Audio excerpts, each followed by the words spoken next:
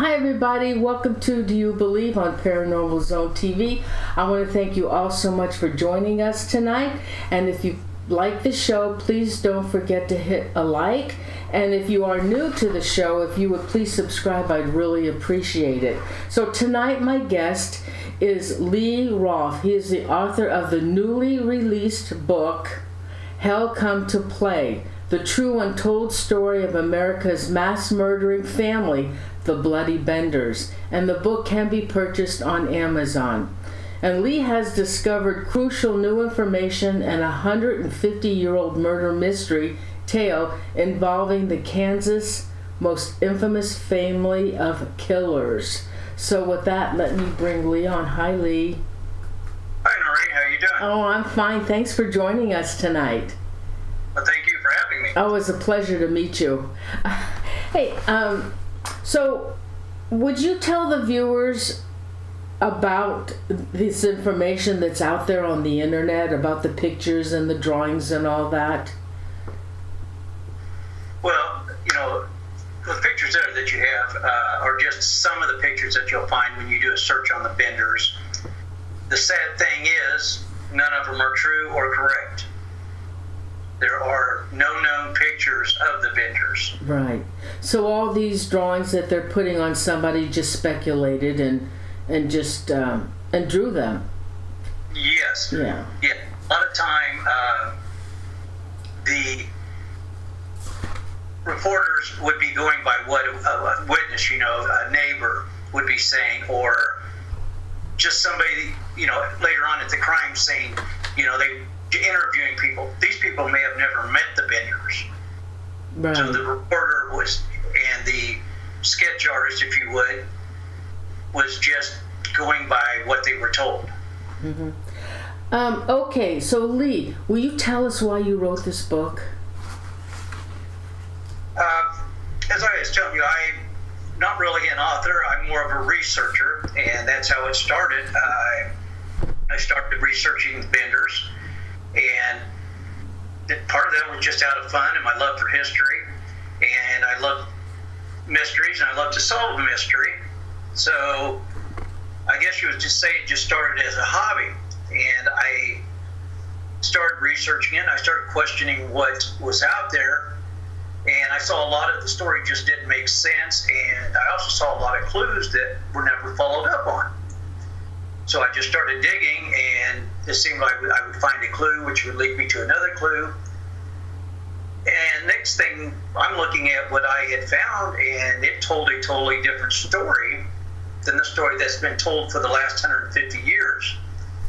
And I started, telling friends and family about what I had found, and had a couple of them say, you need to put that in writing somehow or another, because, at some point, if you just leave it in your file cabinet or on your computer, if something happens, somebody's just going to pitch it not knowing what it is.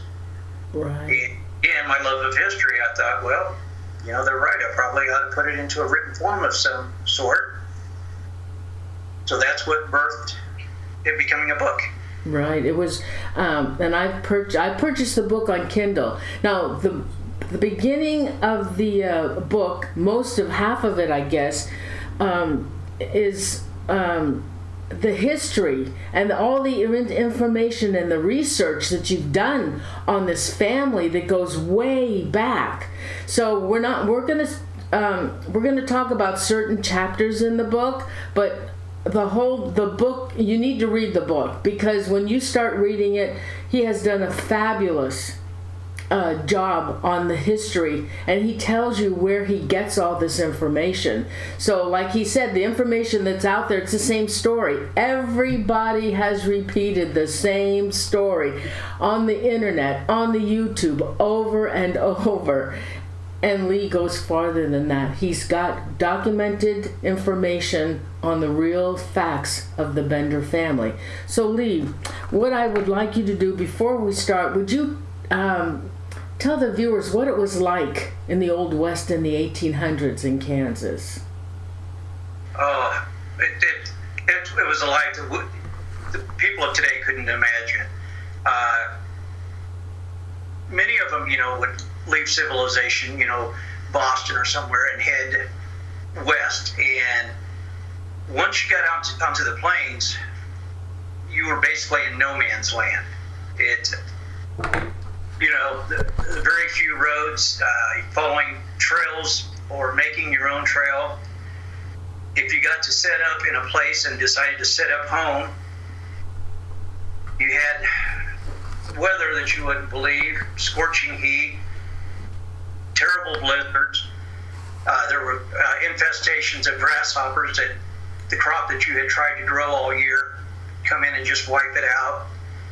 On top of that, if nature wasn't trying to kill you, outlaws or the American Indians that were out there, there wasn't a pleasant life. No, it was terrible. They'd steal you for your horse, for your wagon. Yes. And those who were trying to get those land, what did they call those in those days?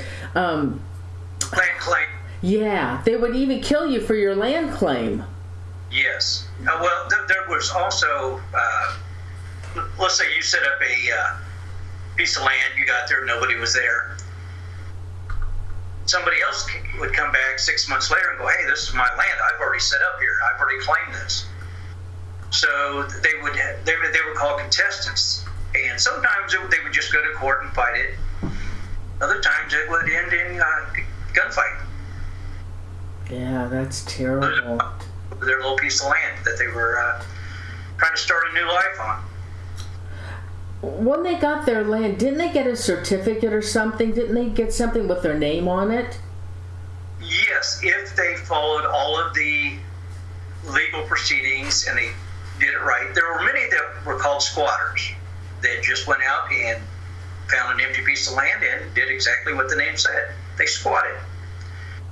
They just basically claimed it, and nobody came back to say, hey, that's mine. It was theirs. But the way that you legally got a title for the land was to either go to the land office and buy the land out from the government, because it was usually government-owned or railroad-owned.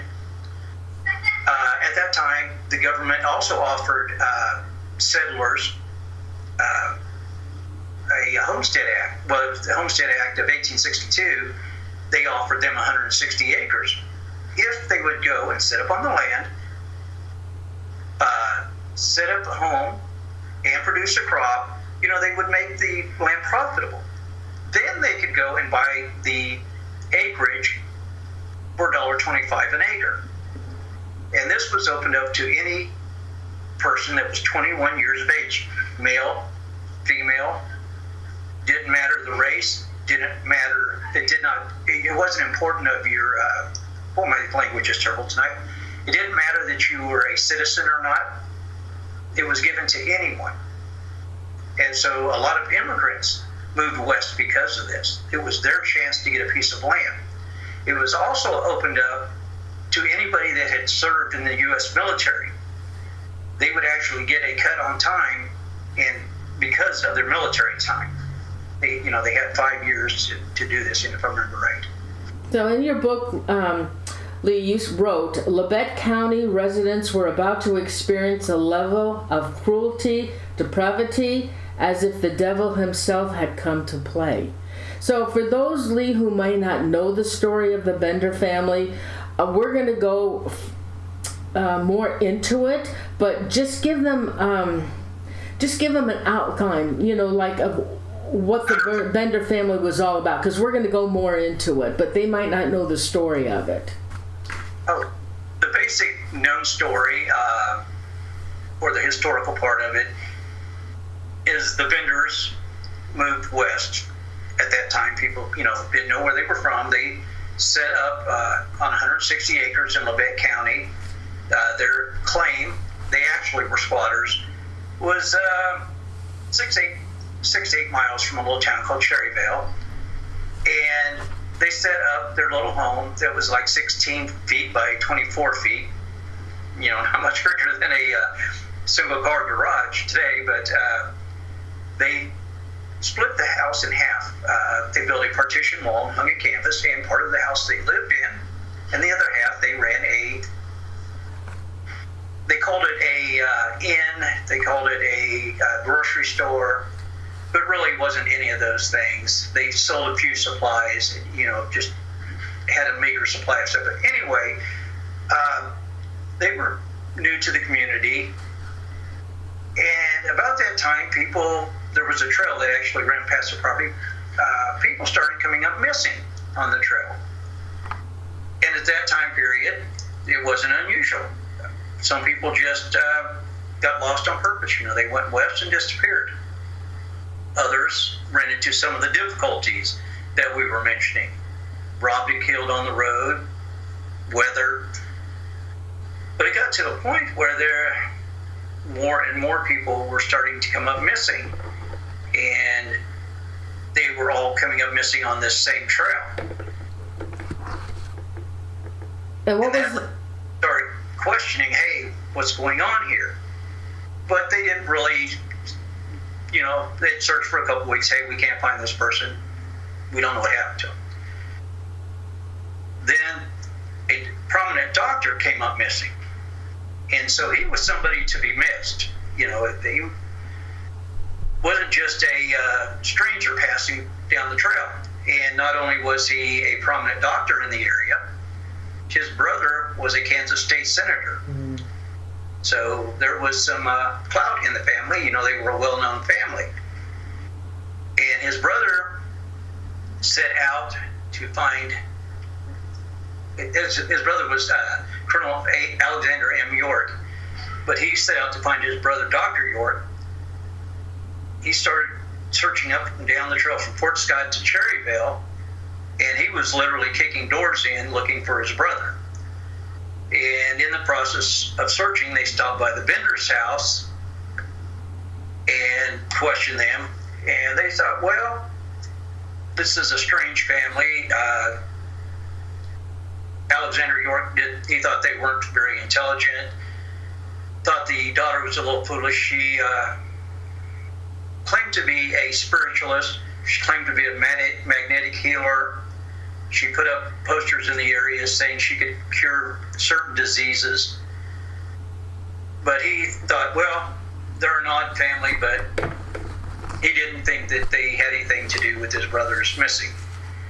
So they left and went their way. A couple weeks later, a neighbor went by their home and found a bunch of their animals were dead and dying.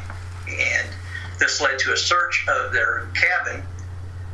And when they walked in, it had a putrid stink that many of the men that were Civil War veterans couldn't stand the smell. In the process of searching the cabin, they found some hammers in a stove, and they, so kind of put them in with all the other stuff they found. In the back of the cabin,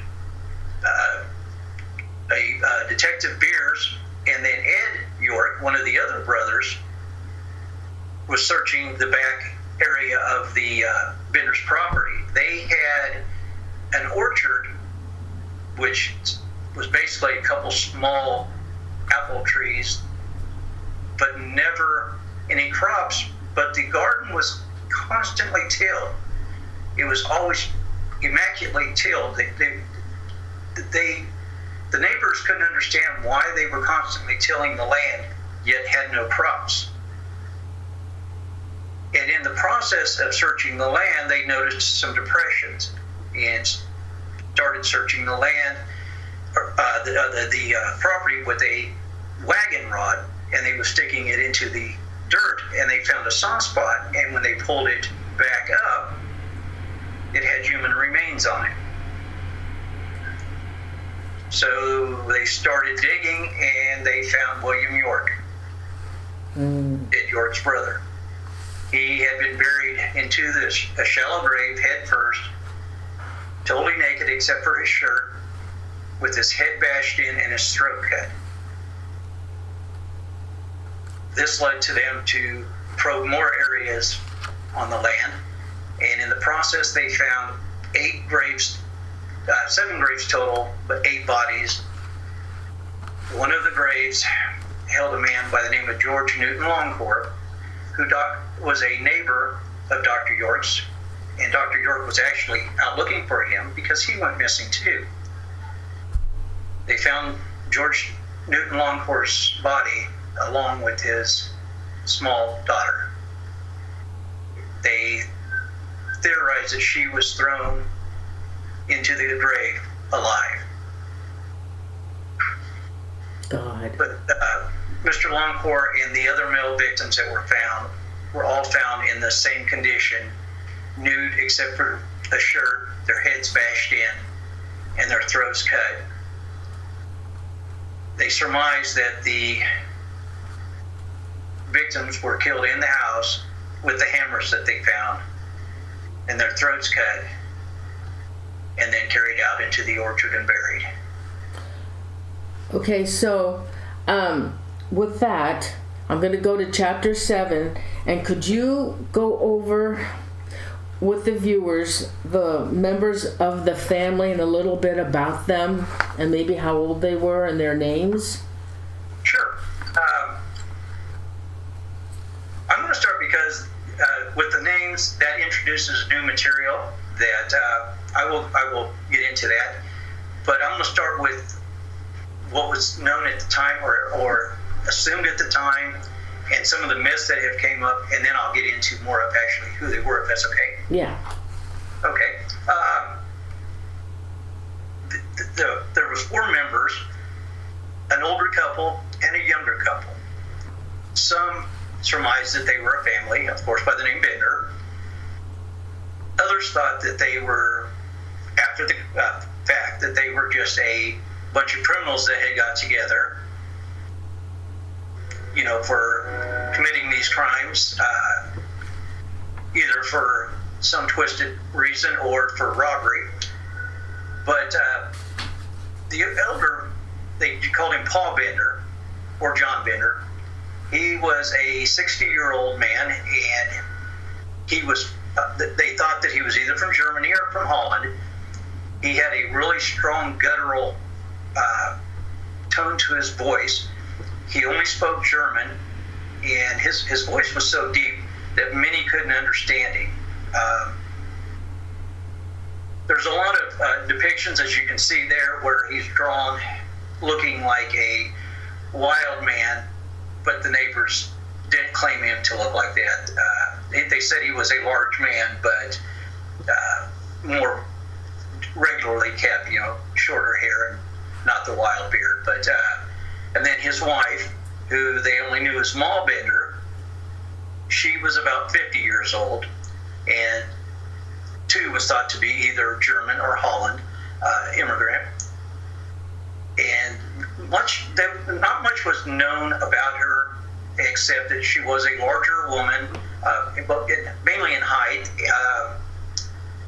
She spoke English and German. Back to Paul.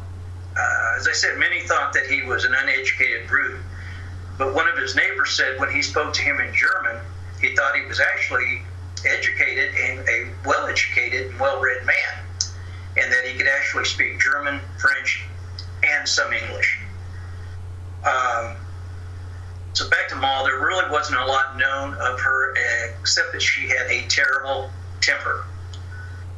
She would run neighbors off for basically no reason, according to them.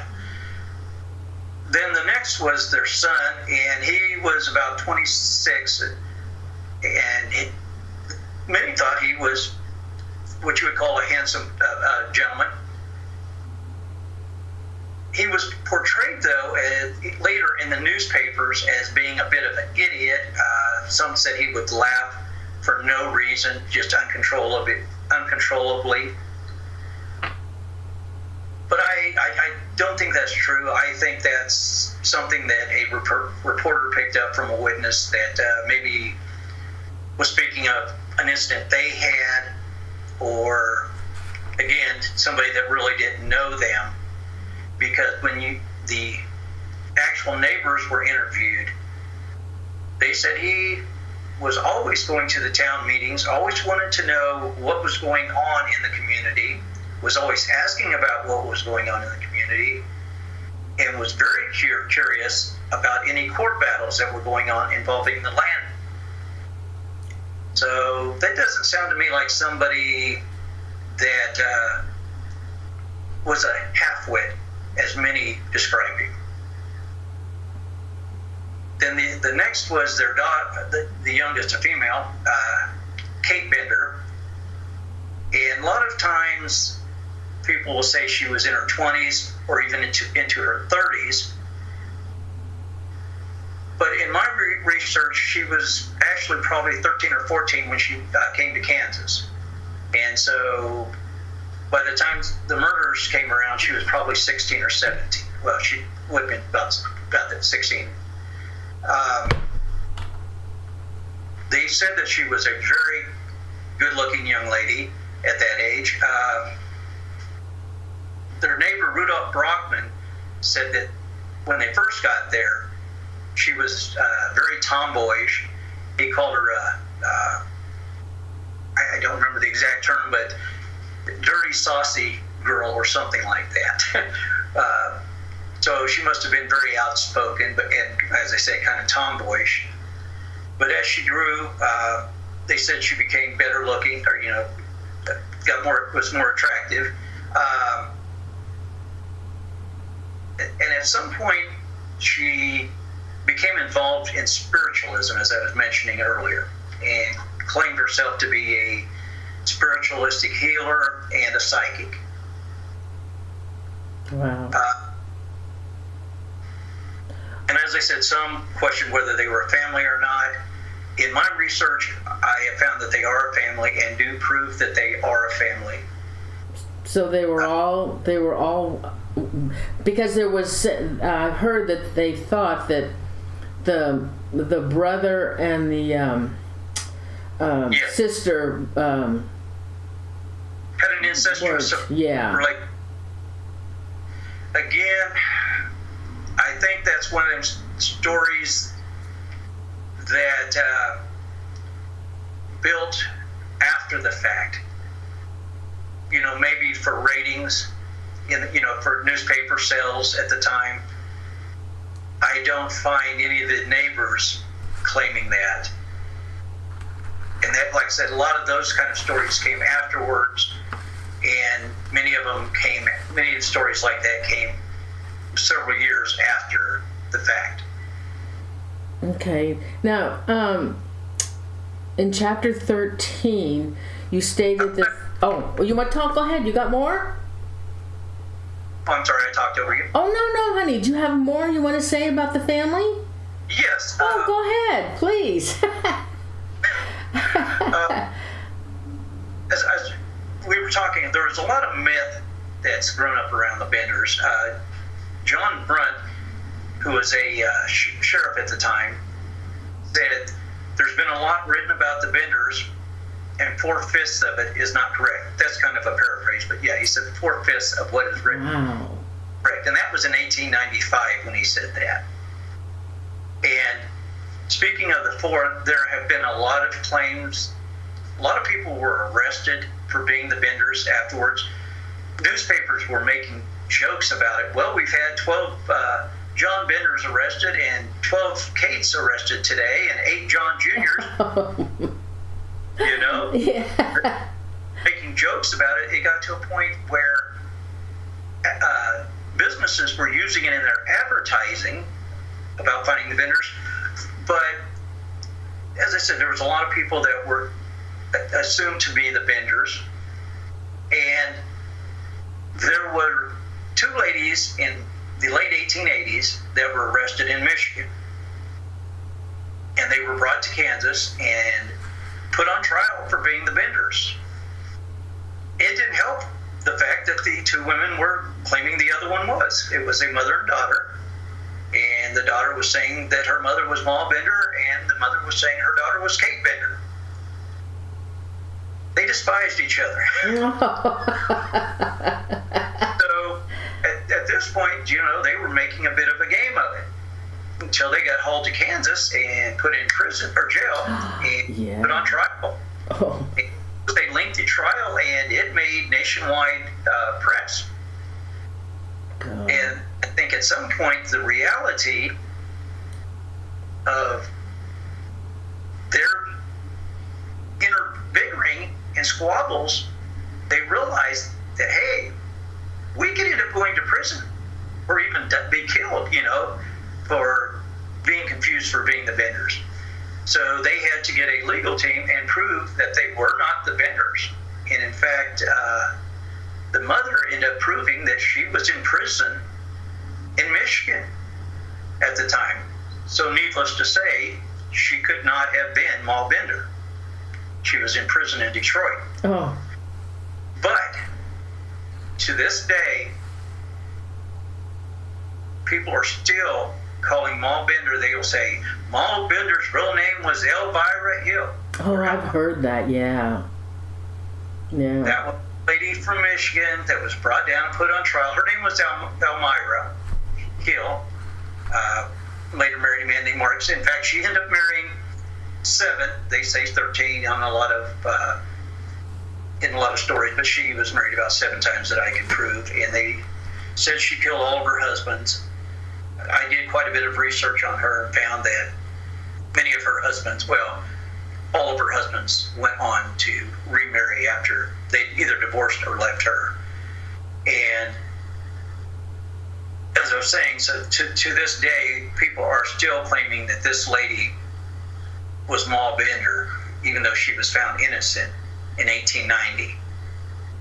And unfortunately, one of her husbands, a John Flickinger, was a gentleman from Sweden, and he had a young wife and 2 or 3 children, I can't remember exactly, and he had lost his wife, and he ended up marrying Elmira for a very short period. From the records I can find, I don't see more than a couple months. So he ended up leaving her and remarrying. Did not remarry. He ended up moving in with his son, and his daughter, who had married by that time, lived next door. But again, you go on the internet, watch programs, they're saying, and Paul Bender's name was John Flickinger. He was just a gentleman that unfortunately married Elmira, and to this day, both of their names are being muddied 150 years later, and neither one of them had ever set foot in Kansas. Oh my goodness. Well, Elmira and her daughter did once they were brought to trial. Wow. Okay. Now moving to chapter 13. Okay. When did the Bender family arrive in Labette County? In 1870, November of 1870. Again, that's another one of them myths that grew up around them. Many say that they came en masse together all at once. But according to their neighbor, who was the first to meet any of the Benders, said that only one of the Benders came, and that was John Jr. And he came in November of 1870. And he mentioned that John was a single man from Howard County, Kansas, which is now a defunct county. It's now split between Chautauqua and Elk County. But that Howard County will play into this later, and so I'll just kind of leave it at that. But he said that John came and he took him to look for some land, and he figured that it would take a couple days to find a piece of land for the gentleman, John Bender, to choose to set up his claim on. But according to his neighbor, Rudolph Brockman, before the afternoon was up, basically, like within an hour, he had chosen his piece of land. And I don't think it took an hour, because the piece of land was cornered to Rudolph Brockman's land. So probably chosen within a few minutes. And then Brockman said that John began to set up a home on the land, and then wrote to his family in Decatur, Illinois, and requested them to come visit, or to come join him on his claim. And by Christmas of 1870, the rest of the Benders that came to Labette County to set up their home. Do you know why they picked Kansas? That's a great question. I have been trying to find that out. If you take that they had committed crimes before, or they intended to commit these crimes, it would be easy to say they chose this spot because it was on a well-traveled trail. In fact, the trail actually is supposed to have run from corner to corner across their land. So if you think that they set up there for the means of committing crime, this was out in the middle of nowhere at that time. This was the perfect spot. That would fit the bill perfectly if you, like I said, if you accept the theory that they set up for that business of crime. I myself did not see anything that led me to believe that that was the case. Really? I think something happened once they were there that caused this. Really? Yes, in tracing them back, yeah. Which we'll hear in a bit or a little bit later, their history, I find nothing to say that they did anything that drew suspicion to them. But then again, they lived in Labette County for almost 3 years before they drew suspicion. Okay, so this trail, that was what, the Sage Mission Trail? The Osage Mission Trail, yeah. Yes. You said their cabin was, or their, I guess, house they call it, was how many, yes. We'll talk about after, was, 20 miles from this trail? Their house sat right on the trail. In fact, it did?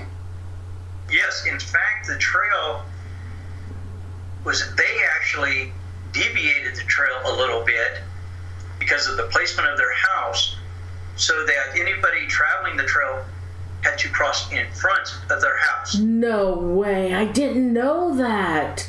Yes. So, from Fort Scott through what's called the Twin Mounds at an angle across their land. I actually stood on the land twice. I was just down there a couple weeks ago, and then across over to Mr. Brockman's property, into Cherryville, and then into Independence, Kansas. Oh, I didn't know that. Yes. So they saw the people traveling past their house. That must have been pretty busy, that trail. That trail must have been the only trail to get them from one point to another. What was this trail? What was the trail? What cities was it, or towns was this trail leading them through? Well, there was several along the route. To the east was Fort Scott, which was a military fort in the beginning, and then at that time it was a fairly decent sized city, and then it went through was called the Osage Mission. It's now called St. Paul, Kansas, which was a mission that started out to educate the Osage Indians. And after the Osage, sadly, as we moved west, the government moved them, removed them to Oklahoma. They took them off the land and put them on, moved them down to the brain dead to the Indian lands in Oklahoma. But anyway, so then at that point it just became a school for people heading west. And after it passed through there, then it went through Cherryville, which was not a large town by any means, and then on to Independence, Kansas, which was a decent-sized town for that time period. And still not it's not a small town, but it's not huge either by any means. Okay, so the John Jr. comes to get land, then he calls the family to come over, but how did they get that land? I thought they were squatters. They were squatters, but when somebody came in and set up a piece of land, you just assumed that they were going to do, the Homestead Act, that they were going to fix the land up, build a home, plant some crops, and do what, and then go pay their $1.25 per acre. Neighbor probably didn't ask the other neighbor, hey, are you homesteading or are you squatting? That's probably one of the things that you wouldn't ask, like going over and say, are you paying your mortgage? And so it was probably just assumed that they were going to do a legal claim. Okay, so then he must have picked that plot on purpose with this trail going through. So obviously he must have had something in mind. Now, what about where they came from? Is there anything about them from where they came from, what they were doing in their old country that they came from? Well, I'm going to step back. You mentioned the land. Their piece of land was 160 acres. Wow. A full section was 460 acre plots. And so they had the northeast corner of that section. And that was actually John Sr.'s land, if you would. John Jr. actually claimed a plot of land just to the north of it, but his was oblong, and it was only maybe, I'd go back and check the exact dimensions, but it's maybe a short distance wide. I mean, I can't remember. It's less than a mile. I think it's like a half mile or a quarter. Maybe it's a quarter of a mile, and then the length of two 260 acre claims, which seems odd. That sounds kind of funny the way I described it, but his was oblong where everybody else's was square. And my thoughts is, if they were planning something nefarious in that area, his plot of land almost acted as a border because of the way the land was set up. It had a little bit higher elevation, and they grew corn there, almost like a border or a wall. Mind you, they did nothing on their large piece of land, but on this little small piece of land, they planted corn. Almost, if you would imagine, a high privacy fence. Okay, so they built this. Okay. Do you know anything about their previous life out from Kansas? Yes, that is where the second half of the book starts, and that's when I introduce all new information on the Benders. Okay. Information that has never been published or known about. Okay. Okay. All right. That's fine. You need to buy the book, guys. You'll find out.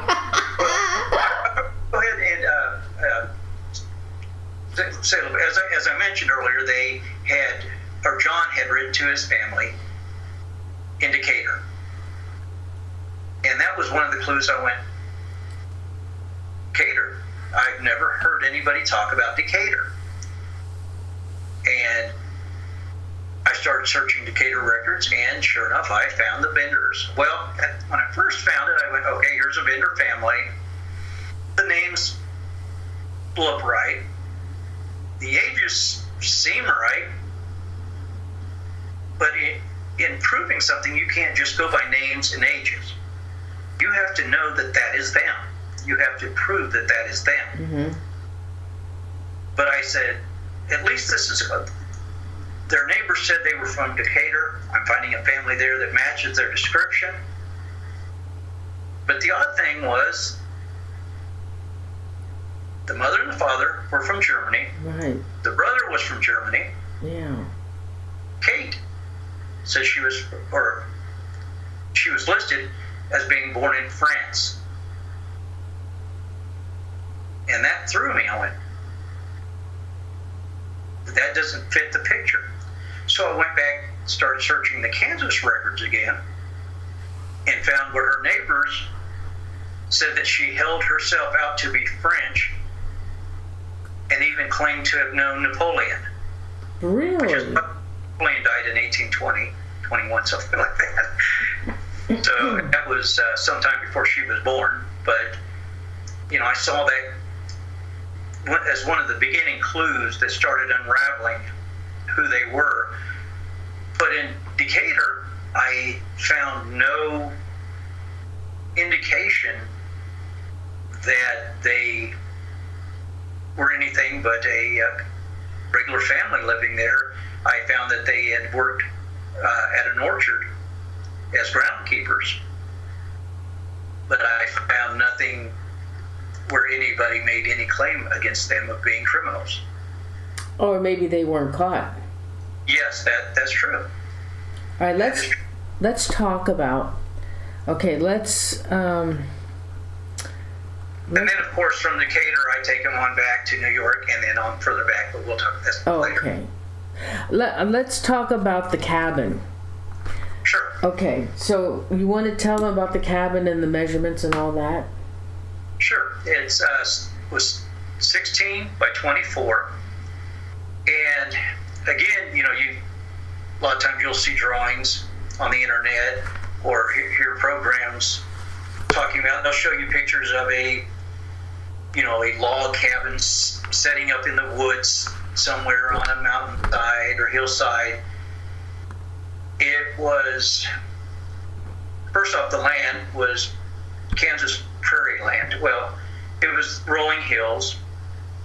It was very secluded, but it was more barren, or it was really barren. There was no trees. It wasn't setting on a hillside, as you see. It, again, 16 by 24. It had lap siding. To me, it would remind you of a single-car garage that stood by itself. It's pretty small. Yes, but it was not like a log cabin. It had lap siding, not too similar from something you may see, of an older building today. Was there any indication that it was what, 2 rooms?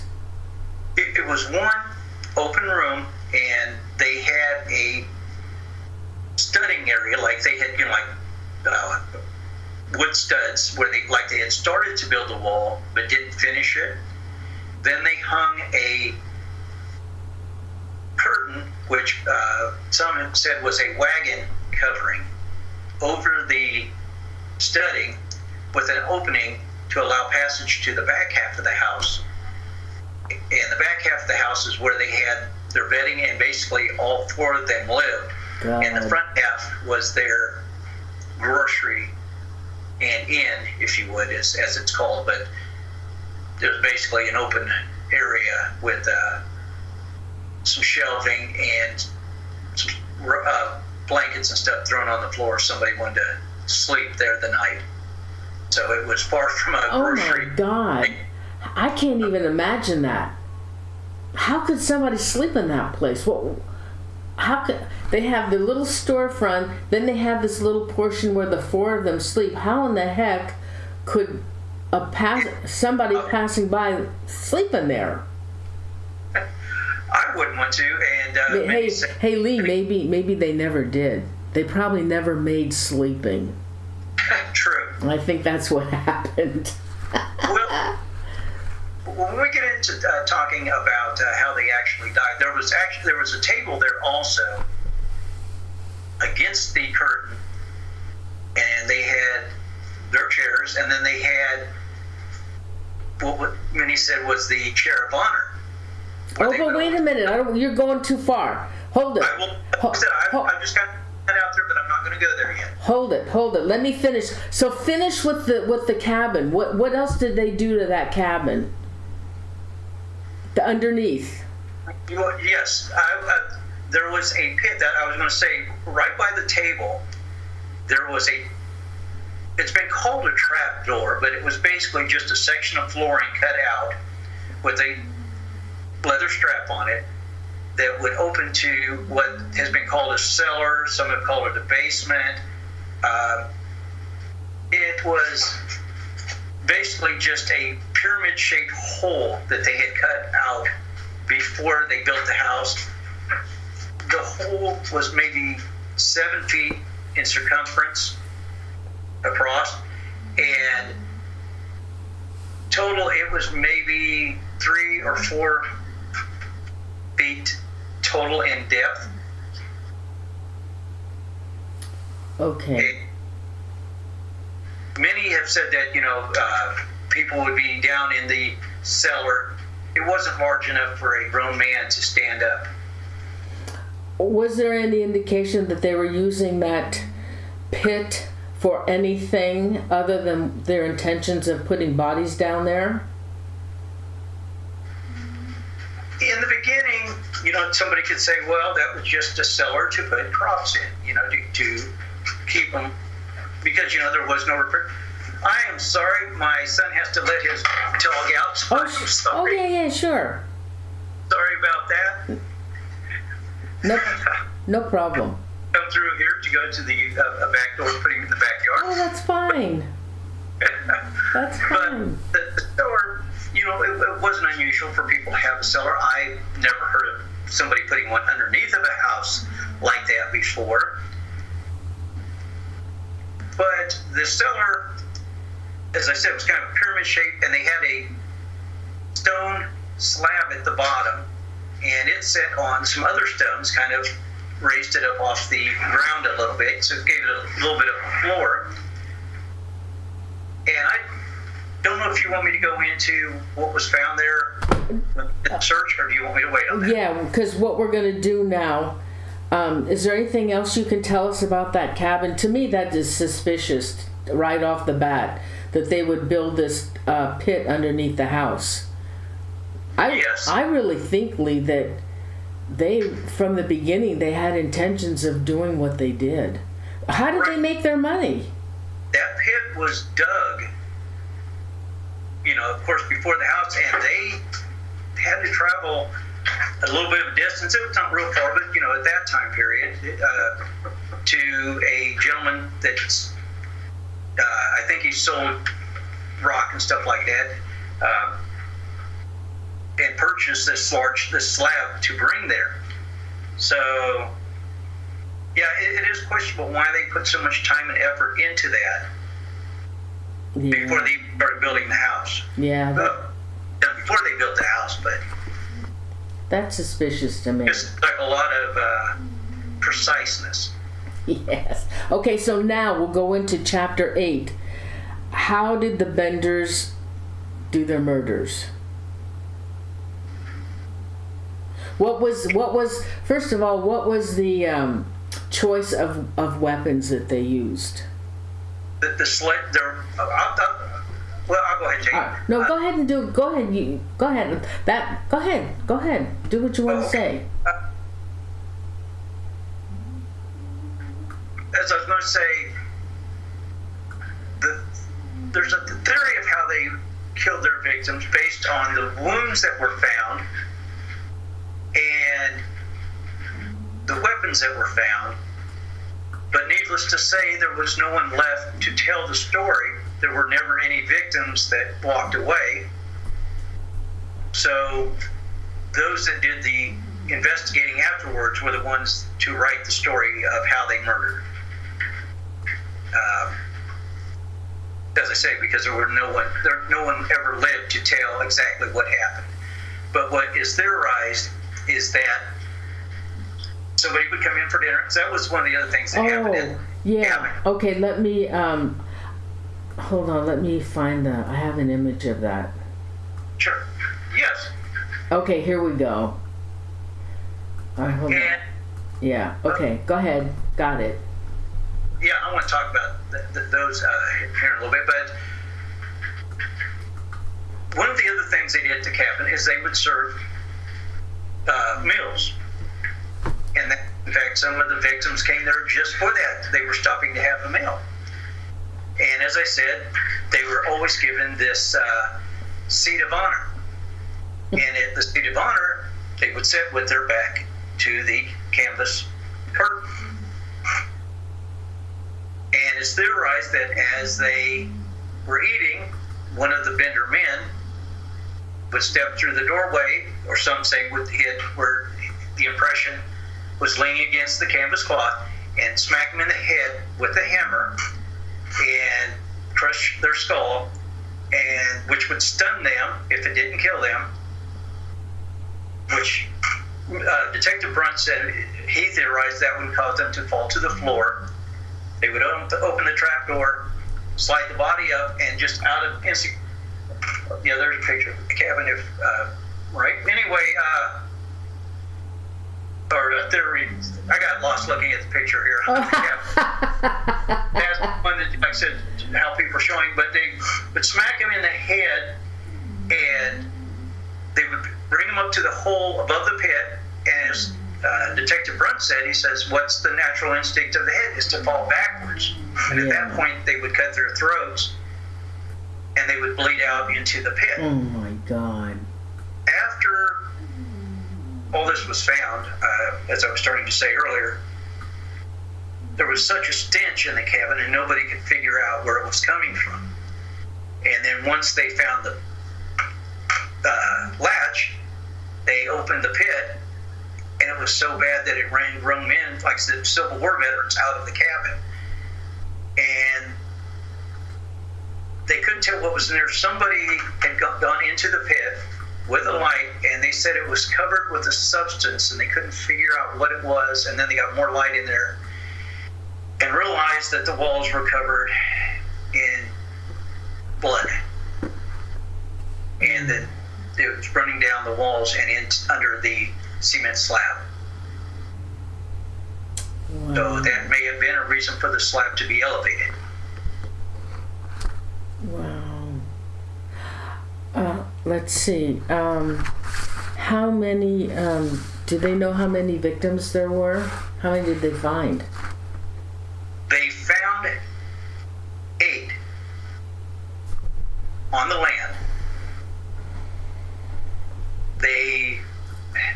There was at least 2 other victims that were murdered that were found off the land, but they fit the same calling card, if you would, is what I call it in the book. They had the same style of murder. Their heads bashed in, throats cut, and naked, or partially naked. Wow. And so that would make it to 10. There's claims, like on Wikipedia, of up to 20 people. That's never been substantiated. There are pictures that were taken at the time by photographers from Fort Scott, and I think one from Parsons. And they show the graves, and there are only the 7 graves. And of course, like I said, one of them, George Newton Longport, and his daughter are both in one. But speaking of that, Bob Miller, the gentleman that owns the land now, has the Kansas University archaeological team doing some work down there. They came at the end of last year, and when I visited him, we were down there a couple weeks ago. They're supposed to be coming back in May to actually start doing some groundwork on the land and doing maybe some ground penetrating radar and stuff like that also, hoping to possibly locate more graves. Wow. Well, it seems like when I have pictures of a lot of men out there looking for bodies on the property. They must have had a lot of people there doing this. Well, but funny that you mentioned that. When it first started, it was just a handful of men there, neighbors, and they said by the time the word got out that day and the next day, and they said at one time up to 3,000 to 5,000 people were on that land. Wow. Yeah. And again, speaking of the cabin, the witnesses or visitors, I should say, had came there, some of them some distance, and they wanted to take something with them. By the time they were done, there was nothing left, not even rocks or stones that the cabin was setting on, or the bed, I went brain dead, where the animals were. Everything was gone. There was nothing left to show that there was a house and a farm there. Wow. Or living there. Well, so do you think they had any help in doing this? Yes. First thing I want to talk about real quick before I say that.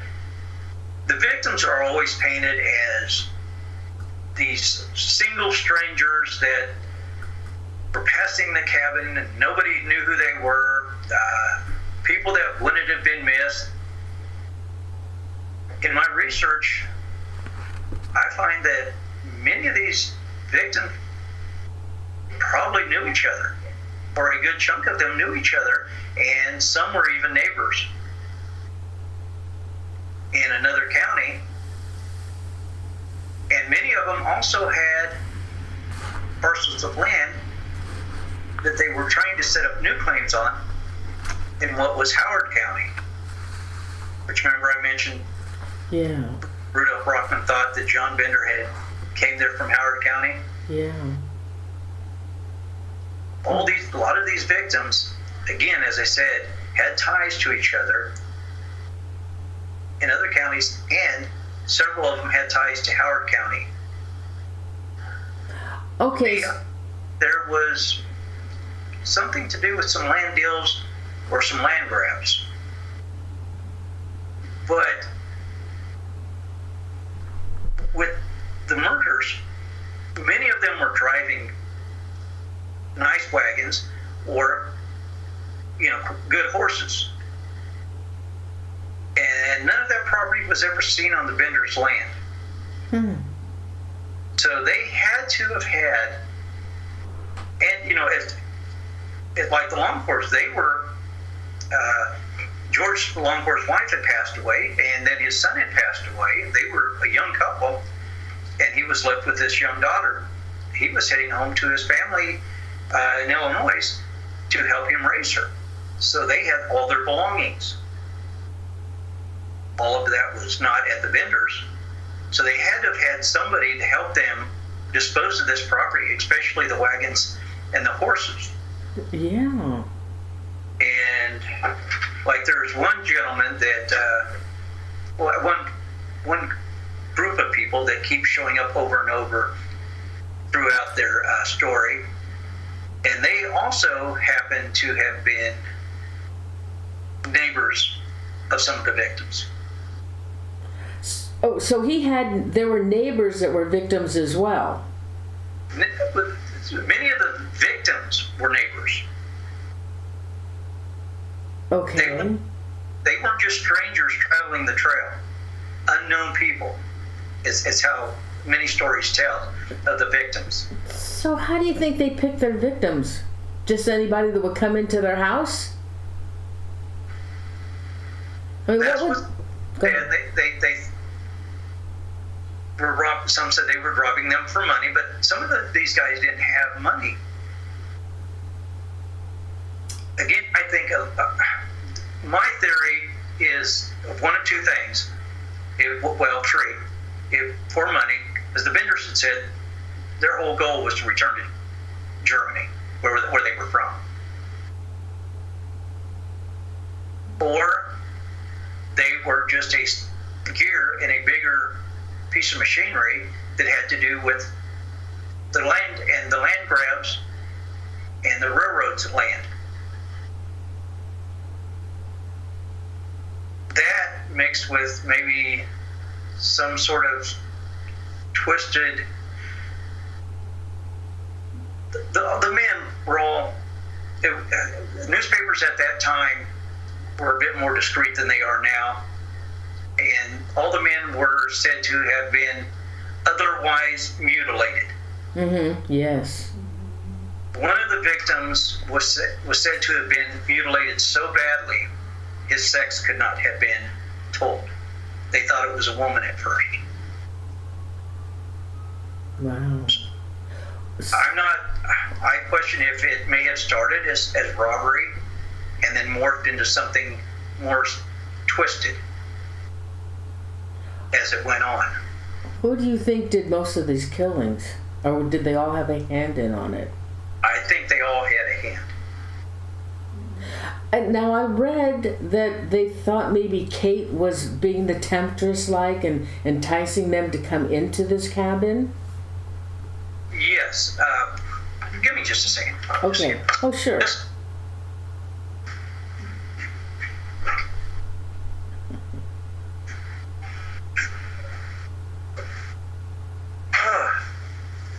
Wife's cat didn't do her room. Sorry. It's okay, Lee. I don't care. Do whatever. Go ahead. I'm sorry about that. No, but, Lee, don't worry about it. yes, Just feel like at home. She would stand at the door and lure the men in.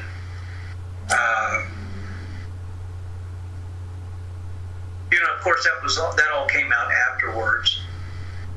So I take it with a grain of salt. I could see it happening, especially if that was their,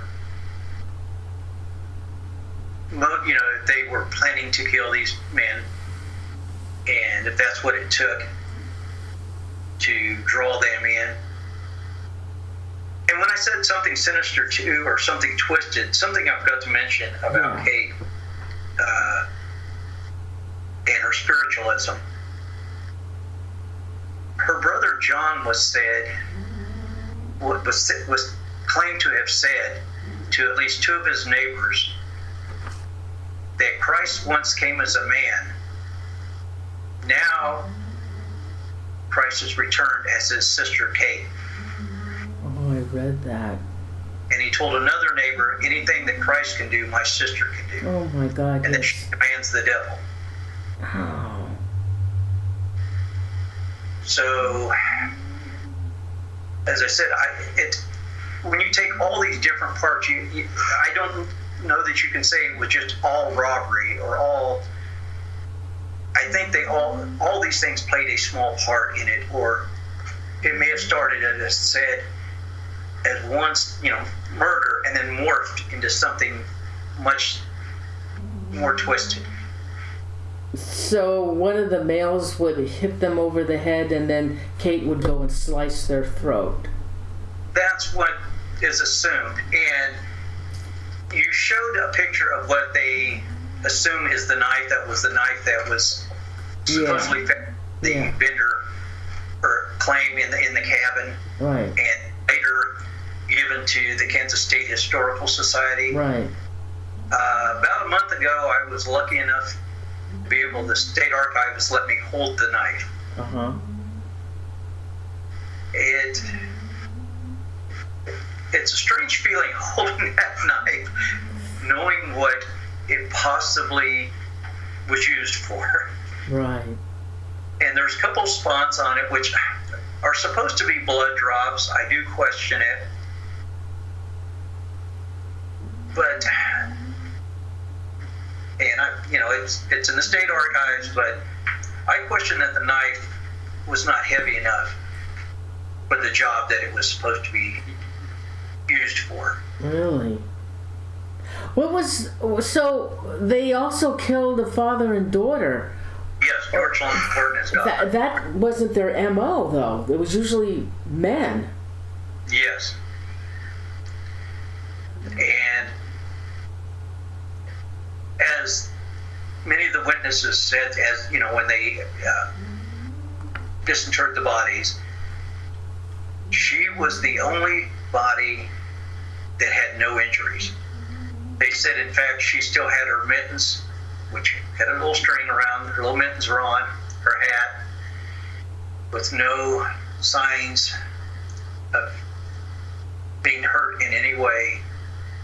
She was laid under her father's legs, so they're assuming that she was put into the grave alive. Oh my God. Well, when they put these bodies into the ground, they had a certain position that they put them in. Tell the viewers that. Yeah, I've mentioned earlier, it's in like a shallow grave, and they were usually buried head first, on their side, head down, and the left arm was always straight, and the right hand was always across the chest, like such, and the head was turned down. And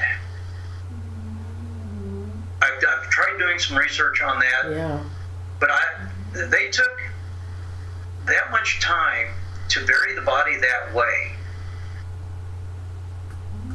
It had to have had some sort of meaning, either political or religious, or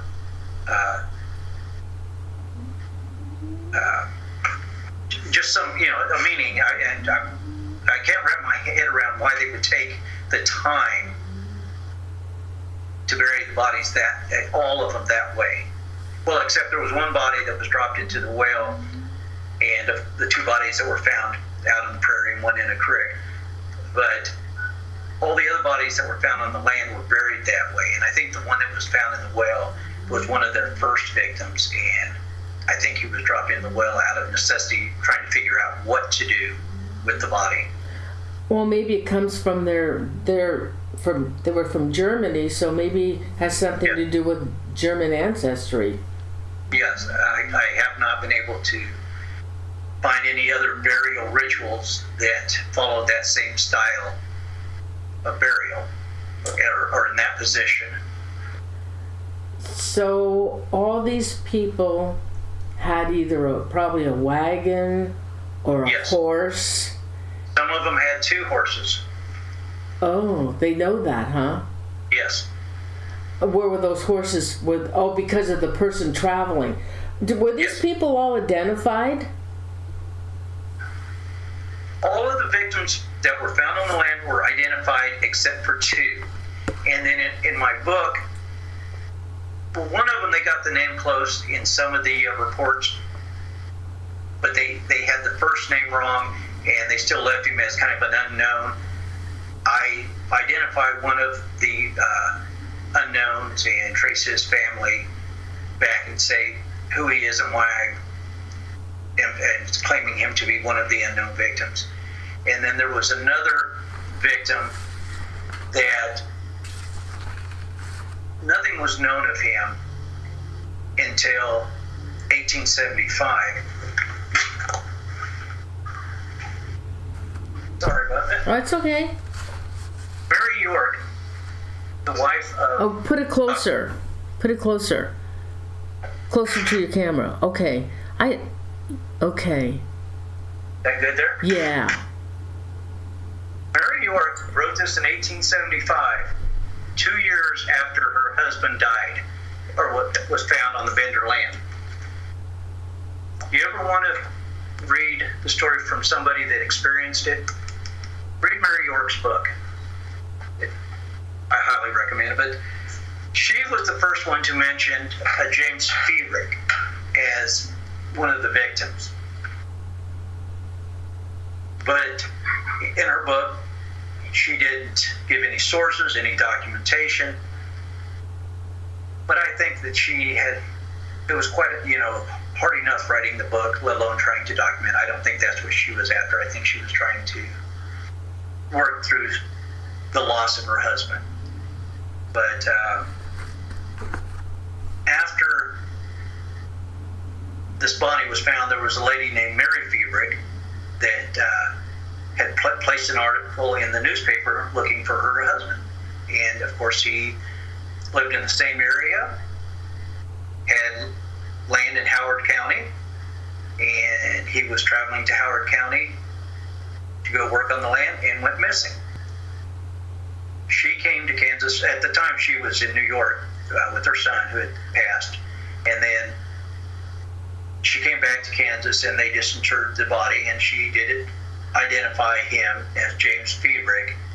And I feel that Mary York is correct that is the other body, and I did some documentation on who Mary was and what happened to her after the event. And so I in the book, I think I came up with the correct names for the two unknown bodies. Wow. So how are these people living, the Benders? How are they making money to live? And so that's the strange thing, because at one point, people would say they were dirt poor. And, the cabin was a pig pen, if you would. People would say it was unsightly. But at the same time, Kate would be seen going to church services or to dances very finely dressed. And they said they never seemed to be at want for money, but gave the appearance of being. Well, they would have had to have some money to buy that cabin, and there was like a storefront. They probably had to buy canned goods and things like that for this store to lure the people in. Well, they were said to have went to another city, bought all the lumber, and brought it back to build the cabin. I haven't factually sourced it, but there is enough records saying that Ma Bender and Kate both, again, went to another city, or to a larger city, and bought the furnishings that they needed. There wasn't a lot, but still, it didn't seem to faze them to go out and purchase these items.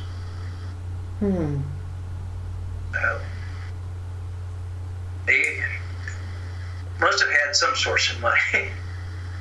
Well, again, if they were killing people, whatever little money they had on them, they obviously took that. I don't know if they had any jewelry or anything like that, or the horses. They may have sold the horses too for those that helped them. Who knows? Horse thieving was a big thing back then. Oh yeah. That'd be, you think of like someone that stole cars today. Steal an expensive sports car and sell it, make a good chunk of money. That's what they were doing with horses. God. So what's the outcome of this story? What happened to the Benders? Oh, actually, how did they get caught? Well, of course they got. They themselves have never been caught. Unbelievable. They've not been apprehended. But as I mentioned, the neighbor came back and thought something was odd. Looked like the animals were sickly, and some were dying, and some were dead, and they looked like they had starved to death. And they went, looked at the cabin, and said, "Hey, something's not right here." The cabin looked abandoned. Well, their first thoughts was, well, maybe the Benders are victims. Maybe somebody had killed the Benders. And that's what led to the return search, when they started finding clues in the house and then found the bodies out in the orchard, is what it's called.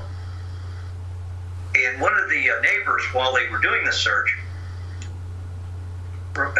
recalled that a newspaper article had been in the paper, I think a couple of weeks before, or a week or so before, that mentioned a lost wagon and team that was found in Thayer, which is a city, I can't remember, I'm just 13 miles or so north of there.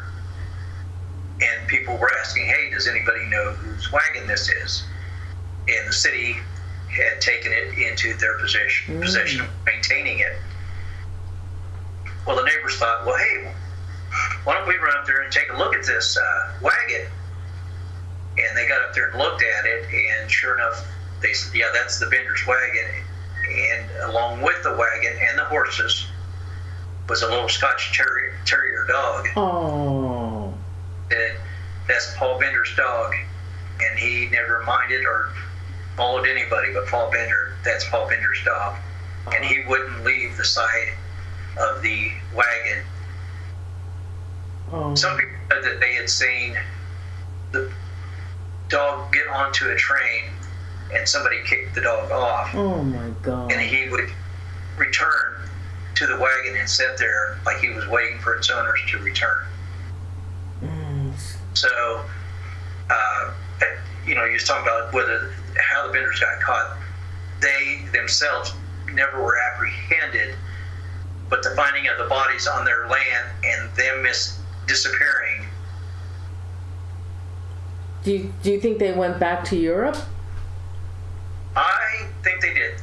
There was many stories that came out of posses coming back in the middle of the night and killing them.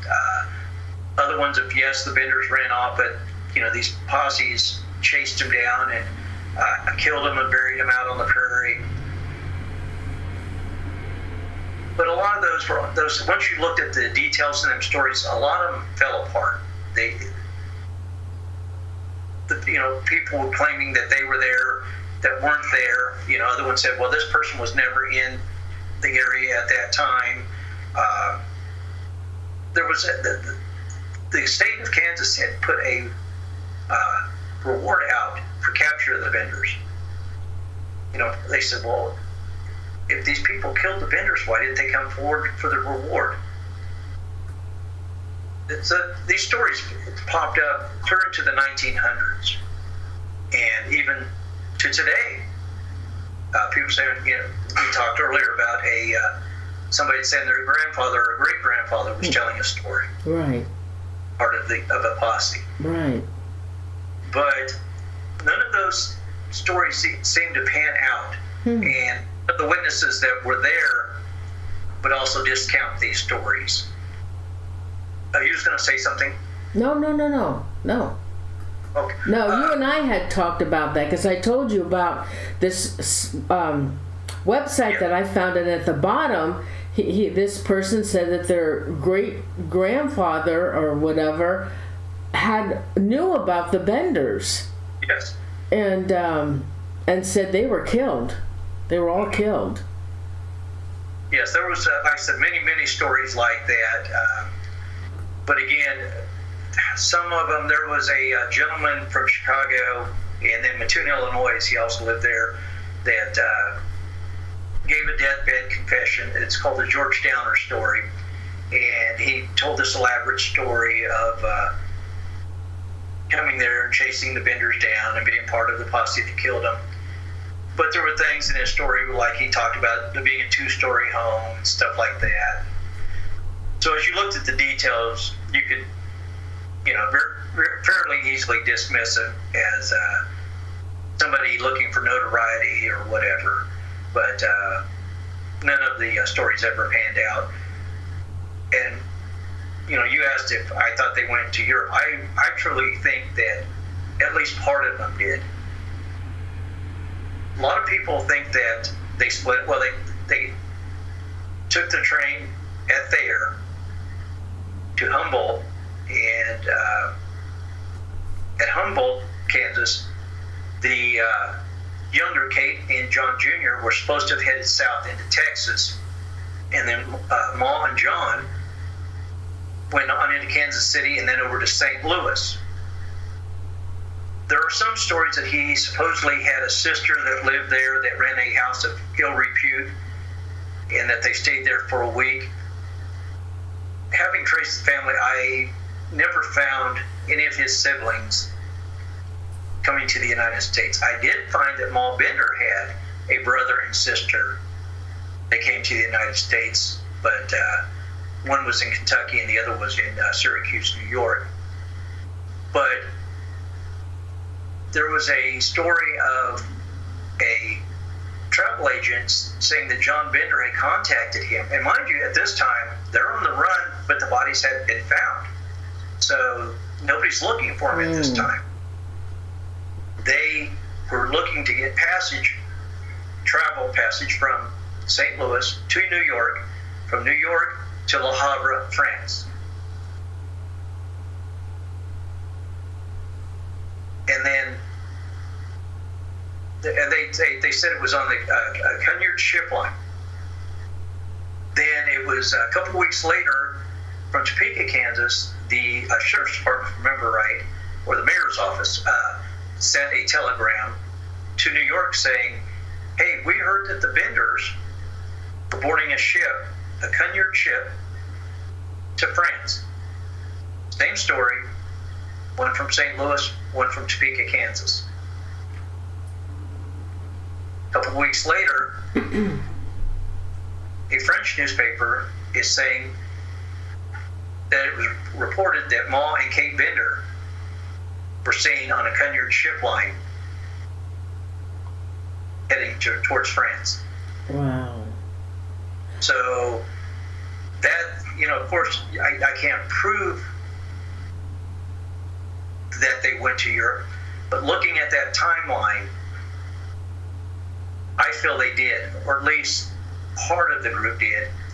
And then later I find records in Germany looking for the descendants of Ma Bender, but using her actual name, which was Anna Maria Lautermilk. I'm surprised they used their real name when they came to Kansas. So they couldn't be traced. Nobody ever asked Ma what her name was. Nobody ever knew. They just called her Ma Bender. But John and John's Jr. always used their correct names. On 2 censuses that I found, they used their correct names. John Jr. actually served near the end of the Civil War, and again, using his correct name. So they came to Kansas in 1870 and left in 1873? Yes. So a 3-year span. They did their deed. Do you think this is something that they do? I wonder if they've gone elsewhere and done the same thing. But maybe afterwards or prior? Anytime.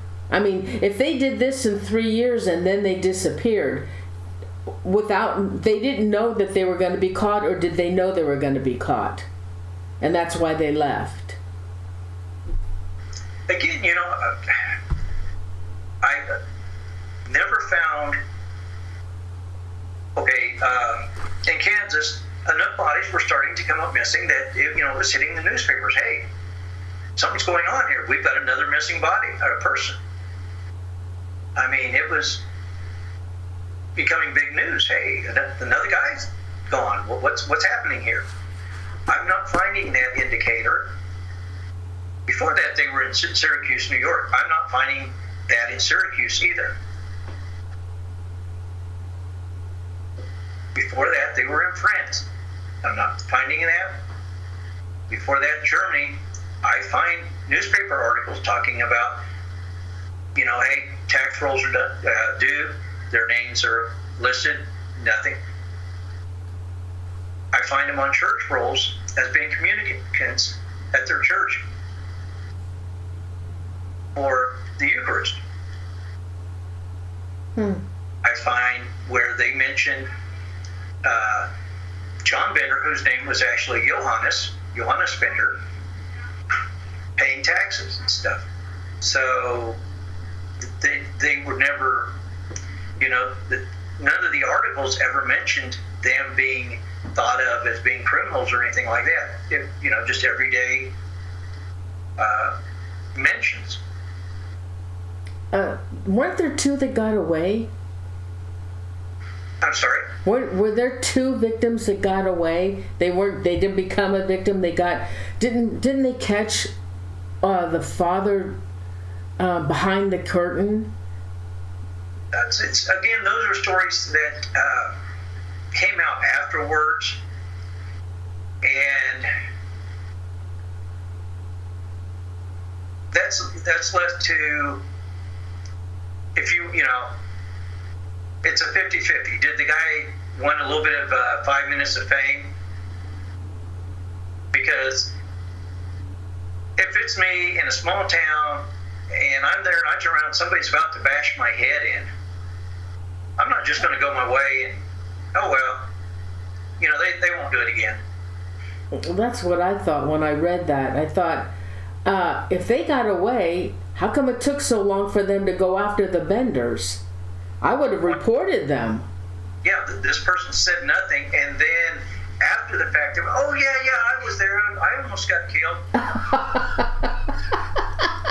Oh yeah, I know. That doesn't make sense, does it? No. That's why I said there was a lot of stories that grew up after the fact about the vendors, and there was a lot of people that went, oh yeah, I was there. Yeah. Boy, you sure got a lot of information. How the heck did you find all of this? You did some research, boy, on this book.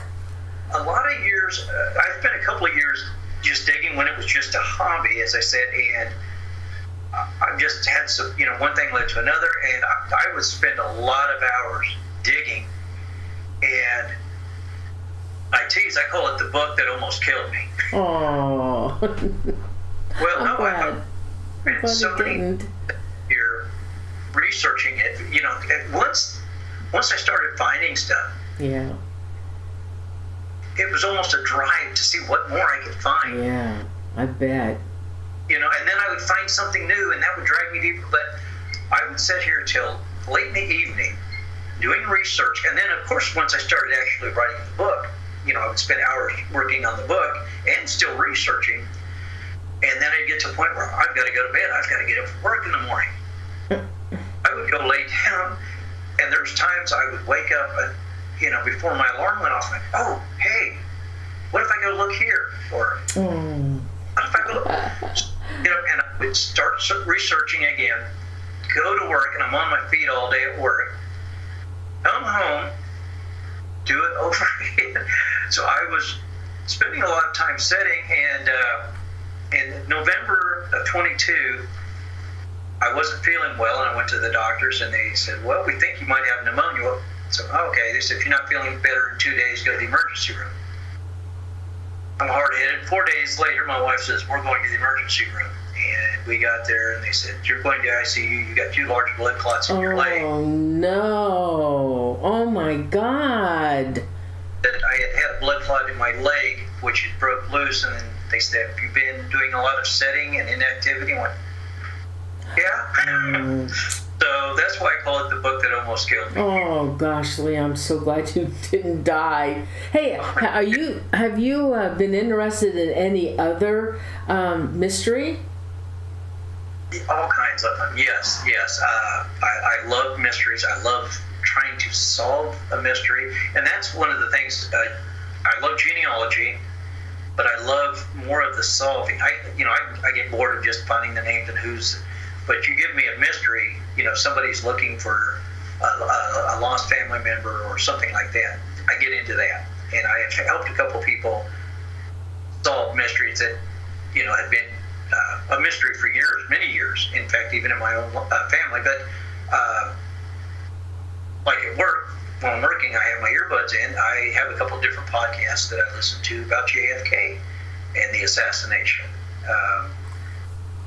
There's a local mystery of a young man that went missing in 1988. He went to a party and disappeared, and nobody has seen from him since. And that's another one that there's a lot of myth and a lot of stuff. The 80s, tales of witchcraft, tales of devil worship. That was the big thing in the 80s, and big thing that happened, it was because of Satanism. But there were people that supposedly was into that. There was also some criminals in the area that had later been arrested for murdering people, and there was a lot of drug dealing in that area. So there's a lot of different nuances to that case. But to this day, people are still trying to find out what happened to Randy Leach, an 18-year-old kid that just went to a party in his senior year and never made it home. Where's he from? Linwood, Kansas. Oh, Kansas. So you're okay. Well, if you come up with another mystery to write about, just let me know. This is really great. Guys, I have the book. I I didn't really go through because I had talked to Lee about it, and he told me the chapters that had more of the story so I could bring that to you. But the whole first part of his book is unbelievable. How the information that he has on this, the mystery of this, the Bender family, is unbelievable. He goes on and on and on and has all this stuff that he puts in his book that he found. It's amazing. It's amazing what you found on this case. It's really a good book, and you can get it on Amazon. Lee, thanks so much. Do you want to add anything else to the story? The one thing that I want to say is, if any of this or any subject interests you, don't just take what somebody else says. Research it yourself.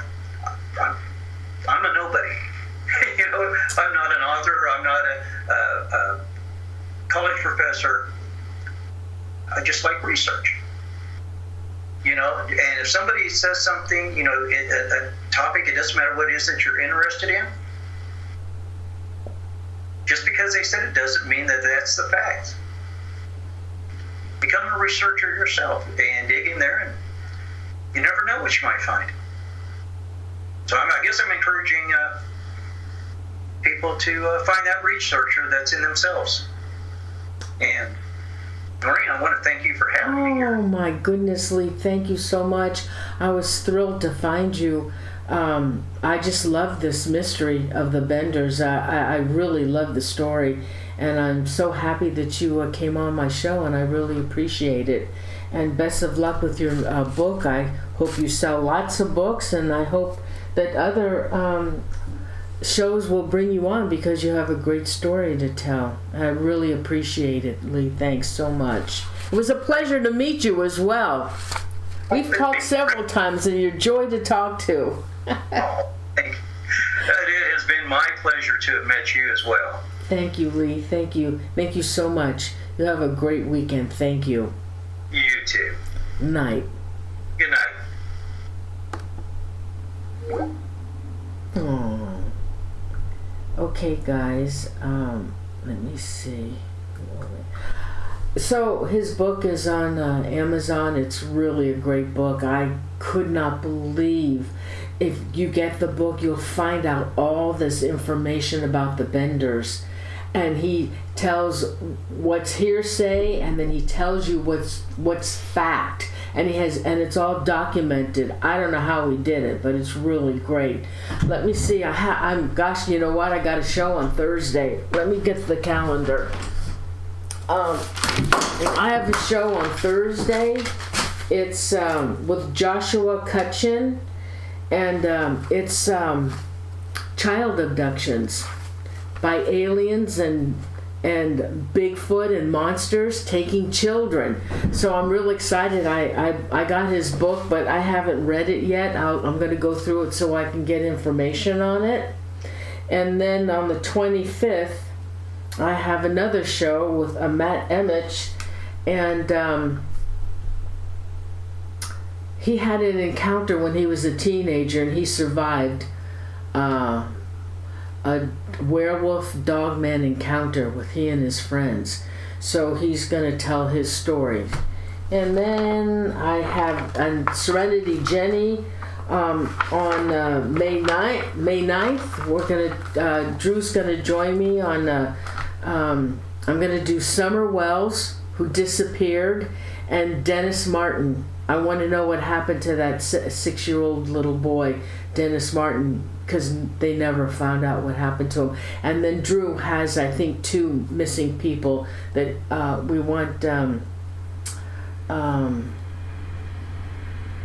Serenity to see what she can pick up. And then Steve Stockton is coming back on the 23rd, and we're going to do the triangles.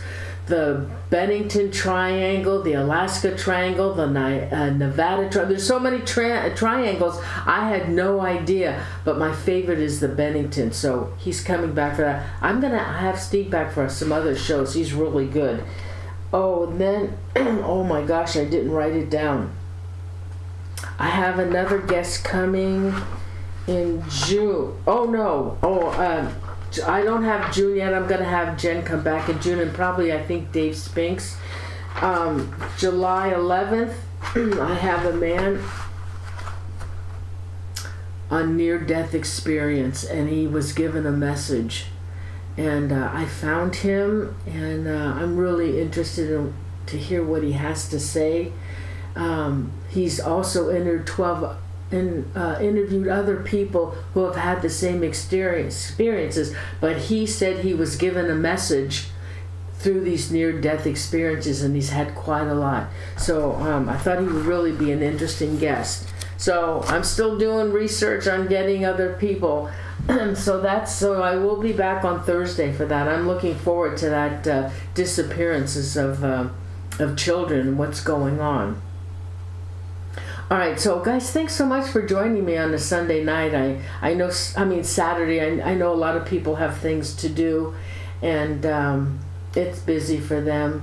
And but I hope you enjoyed the show. And Lee's an awfully nice man, and I was really a pleasure. We've talked several times before the show, and it was such a pleasure. He's such a nice man. I wish him a lot of luck, and I'm hoping other channels will pick him up for an interview. So let me do some shout outs. Oh, let me go and let's see. Oh, and my mods. I didn't see Renee. I know Chipateri's here, but I didn't see. I think Renee may be in Australia still, Terry. I'm not quite sure, but thank you so much, Chipateri. Always my mods. I love them so much. They're always with me, and I so appreciate you. I love you. So let me do some shout outs. Kim Walter, Lisa Scarrett. Let me go through this. Let me go. Tall Cross, my buddy from Scotland. Thank you for sending me that last video. Oh, I love that song. I love Scotland. I've always wanted to go there. My sister went there, and they stayed at a haunted castle, and they were scared to death. I've always wanted to go there, but you're always here, and you're always there in the chat room. And no, Tall Cross, that we love you, and thank you for being here. And you could also, if you have a chance, to send some prayers to Tall Cross. He could use your prayers, and that's all I'm gonna say. And so let me let's see who else who's left in the chat room. Amas Veritas, there's Lee. Sarah Claire, Lisa Marie, Kim Walter, thank you, Kim Walter, Lori Miller, let's see, Thayer, I know Phantom was in, who's left in the chat room? Who else? Anybody else want to shout out?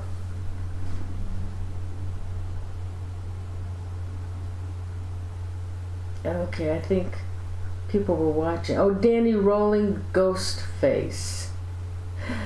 Anybody else want to shout out? Oh, guys, I have to tell you, we just finished watching the Tourist. I think it's on Netflix. Oh my God, it's 2 seasons, but it's so good. And last night we finally finished. Oh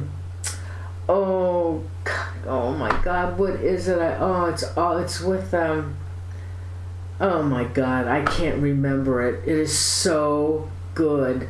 It had 2 seasons too, and I think they're gonna have a 3rd one. I can't remember. Anyway, we just finished one that was fabulous. But Tourist is really good. Okay. Oh, Andrew and his gnomes. Have a safe trucking trips.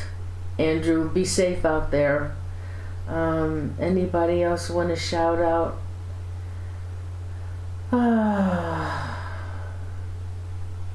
God, I wish I could remember. Aaron Brody. You're probably still not in. Anybody else? Anybody else want to shout out? I don't think anybody else is in the room. Okay, guys, again, thank you so much for being here. Kind of sad about that story tonight, huh? Nicole, April.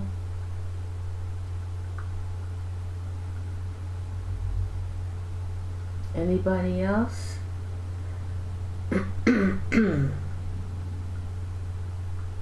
Let's see. Okay, I guess there's anybody else. Alright, guys. Maybe next week I'll remember that show. You have to watch. It's so darn good. It's on Prime.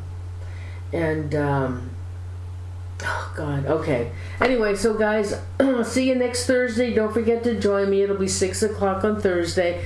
And so, come back. Hope you, anybody that was new, that's not in the chat room, if you would subscribe, I'd appreciate it. And please give the show a like. I'd appreciate that as well. All right, everybody. Love you guys. Thank you so much for being here with me. And I'll see you next Thursday, okay? Good night, everybody. Love you. Good night. Have a great and safe weekend.